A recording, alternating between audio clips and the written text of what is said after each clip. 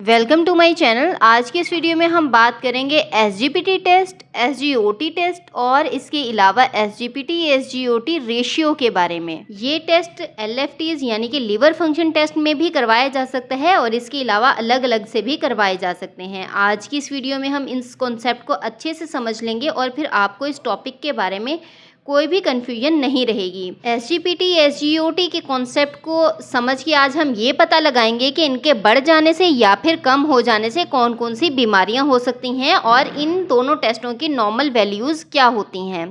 तो चलिए स्टार्ट करते हैं हम अपनी आज की इस वीडियो को। सबसे पहले हम एसजीओटी को देख लेते हैं। एसजीओटी का जो फुल फॉर्म होता है वो होता है सीरम ग्लूटामिक ऑक्सैलोएसिटिक ट्रांसअमाइनेज।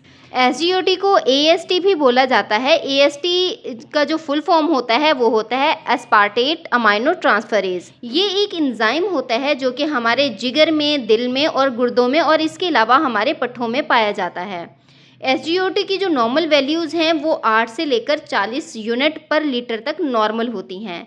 ये वैल्यूज़ जो हैं वो थोड़ी बहुत लैब टू लैब वेरी कर सकती हैं। अब हम ये देख लेते हैं कि एसजीओटी की वैल्यूज़ अगर नॉर्मल से ज़्यादा हों तो इसमें कौन कौन सी बीमारियां हो सकती हैं। तो इसके बढ़ने से लिवर, हार्ट या फिर किडनी में डैमेज हो सकता है। इसके अलावा हेपेटाइटिस हो सकता है, सिरोसिस हो सकता है और इसके अलावा मोनोन्यूक्लियोसिस में भी इसकी वैल्यूज़ जो हैं वो बढ़ सकती हैं।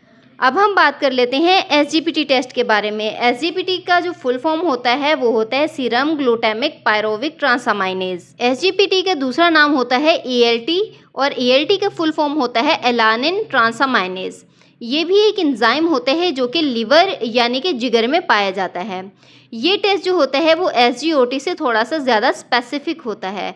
इसकी जो नॉर्मल वैल्यूज़ होती हैं वो होती हैं 7 से लेके 45 यूनिट पर लीटर तक। ये वैल्यूज़ भी लैब टू लैब थोड़ी बहुत वेरी कर सकती हैं। अब देखें कि आपने अपनी एलएफटी यानी कि लीवर फंक्शन टेस्ट की रिपोर्ट करवाई है और इस रिपोर्ट में जो एसजीओटी है वो बढ़ा हुआ है और एसजीपीटी जो है वो नॉर्मल है। तो इसका मतलब क्या हो सकता है, ज़रा ध्यान से समझिए कि लीवर यानी कि जिगर दोनों में ये जो एंजाइम है वो कॉमन है। अब अगर एसजीओटी बढ़ा हुआ होगा तो एसजीपीटी और नॉर्मल है तो इसका मतलब ये है कि लीवर की बीमारी नहीं है, क्योंकि जब तक एसजीपीटी की वैल्यूज़ बढ़ी हुई नहीं आएंगी तब तक हम नहीं कह सकते कि इस पेशेंट को लीवर की कोई डिजीज़ है या फिर कोई लीवर में डैमेज वगैरह है। क्योंकि जब एसजीओटी बढ़ता है तो जिगर के अलावा किडनी या फिर दिल की भी बीमारी हो सकती है। अब अगर रिपोर्ट के अंदर एसजीओटी और एसजीपीटी दोनों बढ़े हुए हैं यानी कि दोनों की जो नॉर्मल वैल्यूज़ हैं वो नॉर्मल वैल्यूज़ से ज़्यादा रिजल्ट आया है उनके वैल्यूज़ का, तो इसका मतलब है कि पेशेंट को स्पेसिफिकली लीवर में प्रॉब्लम है। तो फर्दर टेस्ट वगैरह जो हैं वो किए जाएंगे लीवर के, ताकि पता चलाया जा सके कि लीवर की कौन सी बीमारी है। एसजीपीटी की हाई वैल्यूज़ शो करती हैं कि मरीज़ को फैटी लिवर हो सकता है, हेपेटाइटिस हो सकता है, सिरोसिस हो सकता है या फिर कोई लिवर इंजरी भी हो सकती है।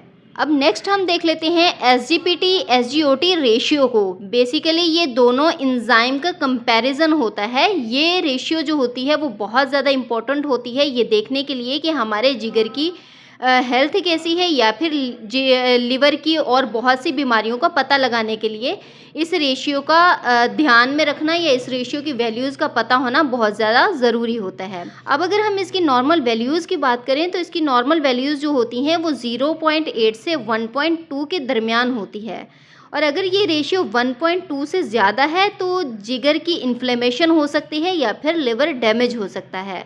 और अगर इसकी वैल्यू 0.8 से कम है तो हो सकता है कि कोई इन्फेक्शन हो या फिर किडनी या हार्ट का कोई मसला हो।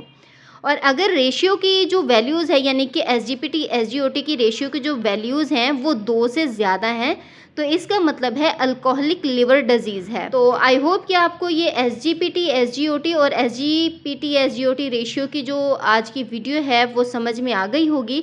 और अगर आपको ये वीडियो पसंद आई है तो वीडियो को लाइक कीजिएगा, शेयर कीजिएगा और इस चैनल को ज़रूर सब्सक्राइब करके बेल आइकन को प्रेस कर दीजिएगा। मिलते हैं हमारे नेक्स्ट वीडियो में। Thanks for watching.